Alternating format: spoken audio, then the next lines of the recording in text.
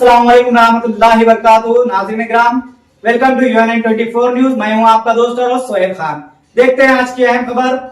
Commissioner of police Nizamabad mister Kalmeshwar Singh Newar ने एक press conference का इनेकाद अमल में लाया, जहां पर कमिश्नरेट निजामाबाद के हदूद से ताल्लुक रखने वाले एडिशनल डीसीपी, एसीपी, सीआईज और एसआईज ने भी शिरकत की। मीडिया के नुमाइंदों को भी खुसूसी तौर पर मदऊ भी किया गया था, ताकि नए फौजदारी क़वानीन से मुतालिक शऊर बेदारी की जा सके और मीडिया के जरिए अवाम में फौजदारी क़वानीन से मुतालिक शऊर बेदार किया जा सके।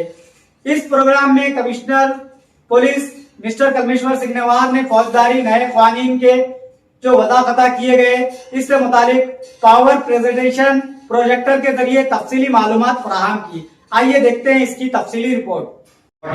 Commissioner of police Nizamabad mister Kalmeshwar Singh Newar ने मरकजी हुकूमत की जानिब से नाफिज किरदा नए क़वानीन के बारे में तफसीलात से वाकिफ करवाने के लिए आज एक इजलास सहाफ़ियों के हमरा भूम रेड्डी कन्वेंशन हॉल में मुनक़िद किया। पुलिस कमिश्नर कलमेश्वर सिंह नेवार ने कहा कि 1 जुलाई से मरकजी हुकूमत की जानिब से साल 2023 में नए क़वानीन के अमल आवारी शुरू की गई है।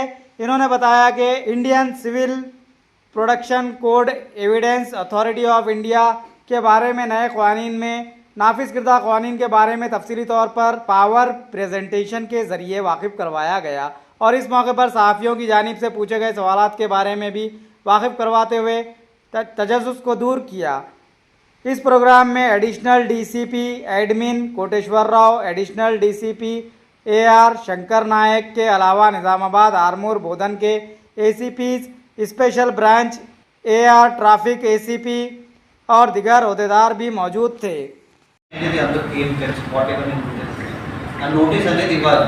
ఆ నోటీస్లో నేను కండిషన్స్ని మెన్షన్ చేయాలి. అతనికి పోలీస్ ఇన్వెస్టిగేషన్లో సహకరించడానికి హాజరైన అని చెప్పాలి, లేకపోతే అతని దగ్గర ఉన్నటువంటి ఏదైనా డాక్యుమెంట్స్ని ఎవిడెన్సెస్ని ఏదైనా నాకు ప్రొడ్యూస్ చేయమని చెప్పాలి. ఇట్లాంటిది ఏదైనా నేను కండిషన్స్ పెట్టి అతనికి ఒక కంప్లైన్స్ మాకు అది చేయమన్నట్టు నేను చెప్పినాను. అతను చేయలేని సందర్భాల్లో మళ్ళీ నేను కోర్టుకి ఇతను మేము ఇచ్చినటువంటి నోటీస్ని ఇతను పాటించట్లేదు, ఇన్వెస్టిగేషన్లో మాకు సహకరించట్లేదని నేను కోర్టు దృష్టికి తీసుకుపోయి కోర్టు నుంచి పర్మిషన్ తీసుకున్నాకనే నేను అరెస్ట్ చేయగలుగుతాను.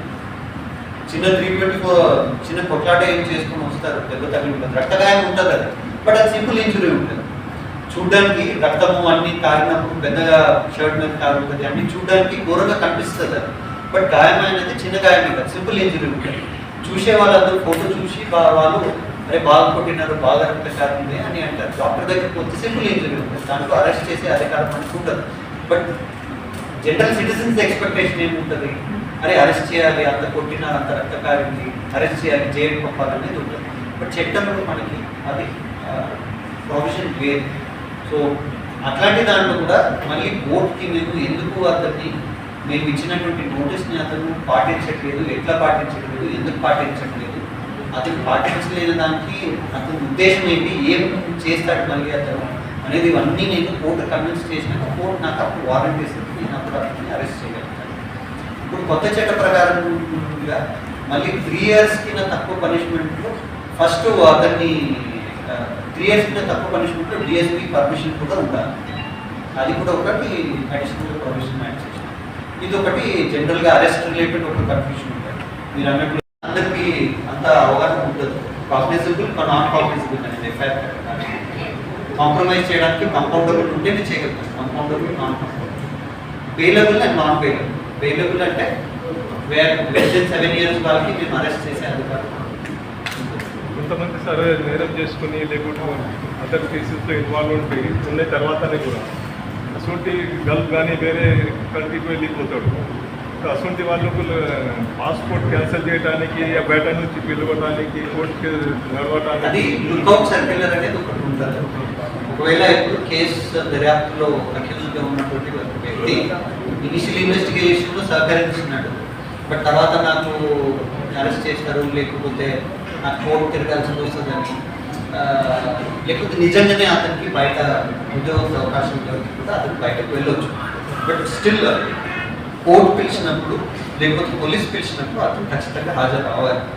ఆలైన సందర్భాల్లో అప్పుడు మేము లుక్అవుట్ సర్క్యులర్ అనేది అతని మీద ఒక నోటీస్ అనేది జారీ చేయవచ్చు. అది అన్ని ఎయిర్పోర్ట్స్కి అన్ని పోర్ట్ ఆఫ్ ఎంట్రీస్కి వెళ్తుంది. అక్కడ అతనిది ఇది ఉంటుంది. Correct sir. అక్కడ ఆయన వస్తే అరెస్ట్ చేస్తాడు కదా, బయట ఉండిన తర్వాత ప్రతి సంవత్సరం దాకా రాదు. అది అట్లాంటివి రాలేని సందర్భాల్లో అతనికి ఎక్స్ట్రడిషన్ అనేది చేయవచ్చు. ఆ కేసు బట్టి ఎంత తీవ్రంగా ఉంది ఆ కేసు, దాన్ని బట్టి మినిస్ట్రీ ఆఫ్ ఎక్స్టర్నల్ అఫైర్స్కి రాసి అతని పాస్పోర్ట్ని వీసాని క్యాన్సిల్ చేయించడానికి పిలిపించవచ్చు. ఇది కూడా మళ్ళీ రెండు కంట్రీస్ మధ్యలో ఒక అగ్రిమెంట్ అనేది ఉంటుంది. ఆ అగ్రిమెంట్లో ఇట్లాంటి కేసెస్లో మాత్రమే ఎక్స్ట్రడిషన్ చేస్తామనేది ప్రొవిజన్ ఉంటుంది.